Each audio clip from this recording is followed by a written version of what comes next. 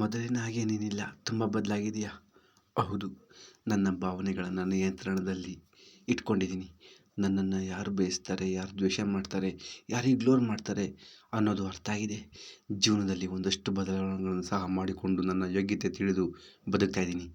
ಮುಂಚೆ ನನ್ನದು ನನ್ನವರು ಅನ್ನೋ ಭಾವನೆ ಬದುಕಿತ್ತು. ನನ್ನವರ ಒಂದಿಷ್ಟು ತಪ್ಪುಗಳನ್ನು ತಿದ್ದುತ್ತಿದ್ದೆ. ಆದರೆ ಈಗ ಅವರನ್ನು ಅವರ ರೀತಿ ಒಪ್ಪಿಕೊಂಡು ಬಿಡ್ತೀನಿ. ಆದರೆ ಅವರಿಗಾಗಿ ಯಾವ ಮಟ್ಟಕ್ಕೆ ಬೇಕಾದರೂ ಇಳಿಯಬೇಕು ಅನ್ನೋ ಹಠ ಒಂದಿತ್ತು ನೋಡಿ, ಈಗ ಅದು ಸತ್ತು ಹೋಗಿದೆ. ಸ್ನೇಹಿತರೆ, ಇದು ನಿಮ್ಮ ಜೀವನದಲ್ಲೂ ಆಗಿರುತ್ತೆ ಅಂತ ನಾನು ತಿಳ್ಕೊಂಡಿದ್ದೀನಿ. ಏಕೆಂದರೆ ನಾನು ಬರೆಯೋ ಒಂದೊಂದು ಪದನೂ ನನ್ನಲ್ಲಿ ಅನುಭವಿಸಿದ್ದೀನಿ. ಇಂತಿ ನಿಮ್ಮ ಪ್ರೀತಿಯ SM ಶರತ್.